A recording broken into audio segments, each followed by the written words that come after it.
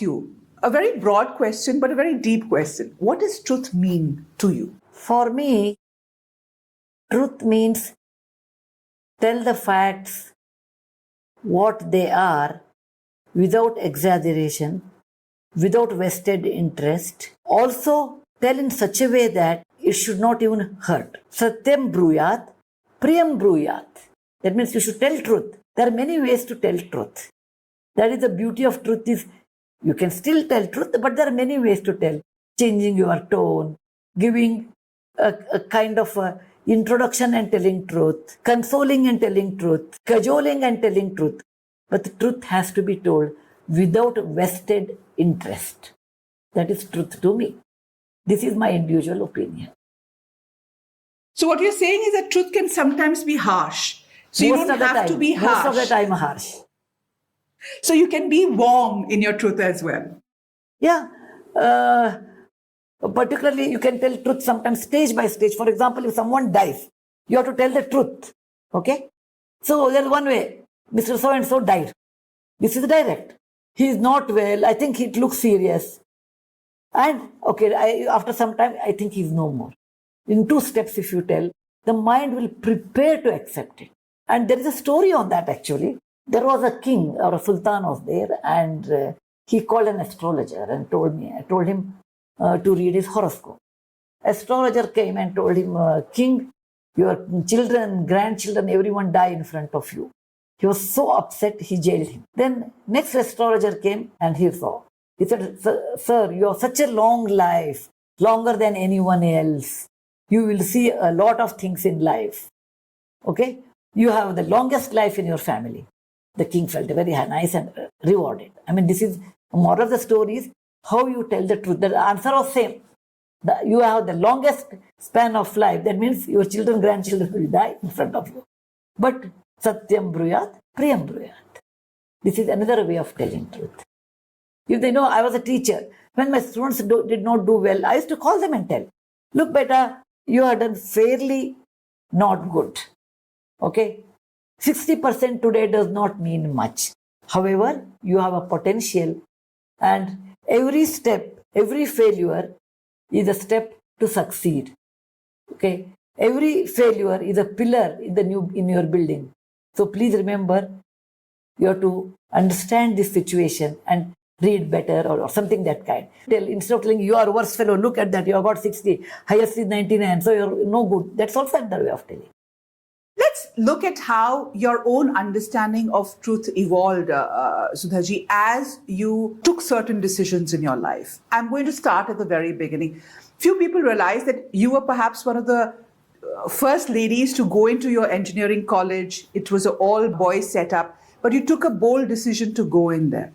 What made you take that decision? Because sometimes strong decisions like this have so many issues. We only talk about the decision. We don't talk about the everyday challenges that people face when they take tough decisions because they want to follow their heart. They want to follow the path of truth. What was that experience like? I liked applied science. I always believed anything which is applied science can help humanity. That's the reason I told I want to pursue applied science, unlike my brother who pursued pure science.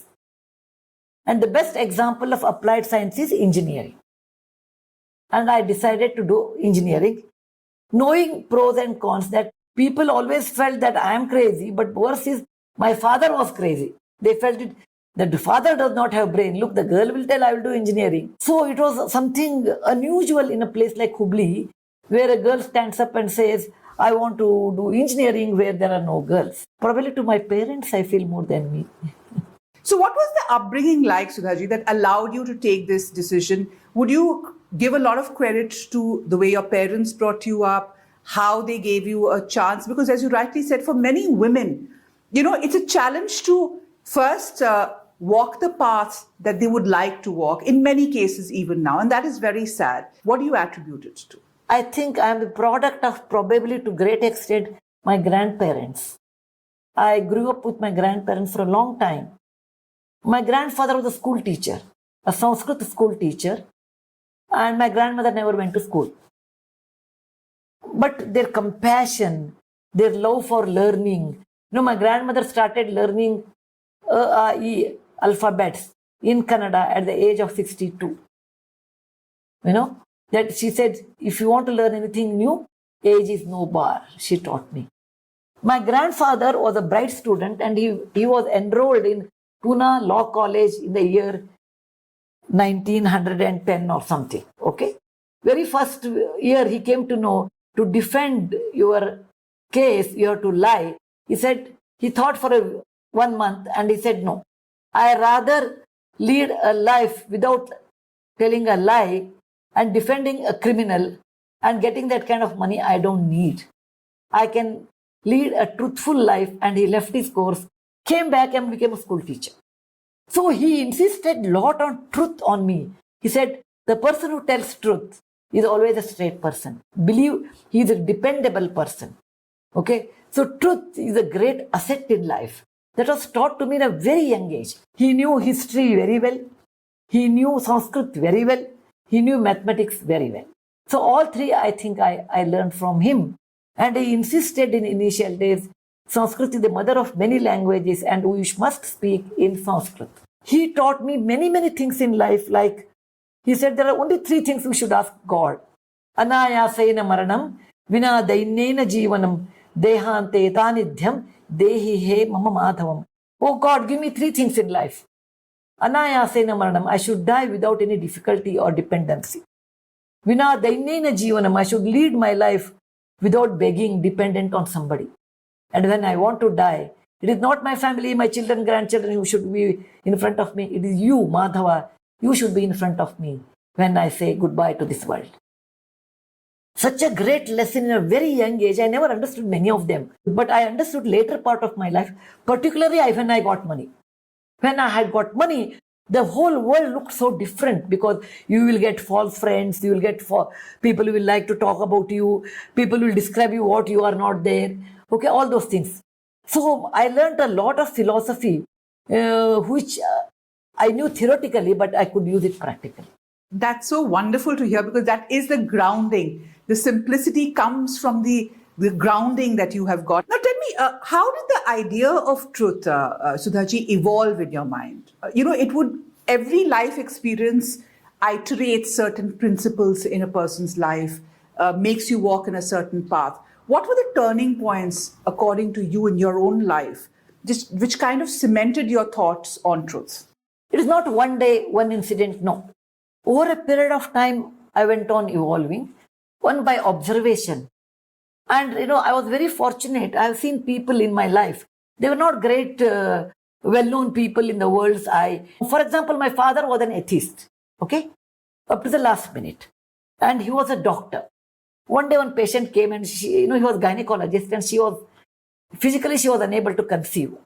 She went and told my father, doctor, my husband will ask your opinion when we will get children or something. You please lie so that I can live with him and my marriage will be saved. Please, for my sake, doctor. She touched his feet, etc.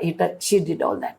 I was listening to this conversation in my study room, which was adjacent to my father's visiting room.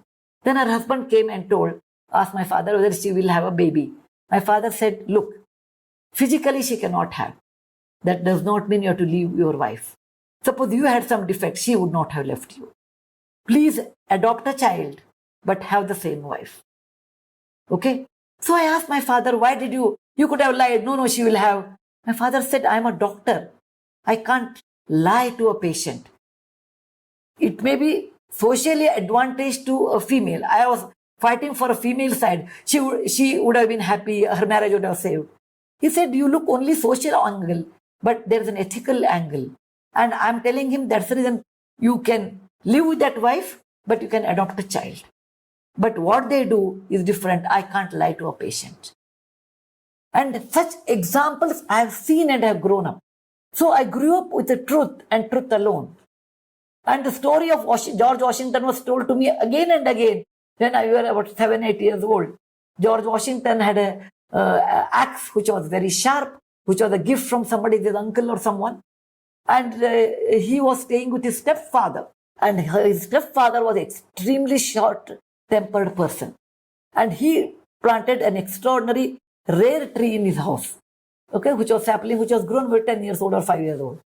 As a kid, 8 years old kid, George Washington wanted to, test the sharpness of his axe, and he just put one thud on the tree or the sapling and it fell down, and his mother was worried. When his father came, who has axed the tree? Everybody kept quiet, and he got up and said, Dad, I have done. Whatever punishment you give, I'll accept. But the truth is, I have done not intentionally, but unintentionally. I did not know one axe pressure can kill the tree. I did not know that. I asked, I have not done purposely. Please forgive. Father was very upset for a minute. Then he embraced the child and told, you'll be a great man one day. Because for small reason, if you lie, it continues. And this is a story told to us that under any circumstance, you should tell truth. However, it is disadvantage to you. As a woman, a lot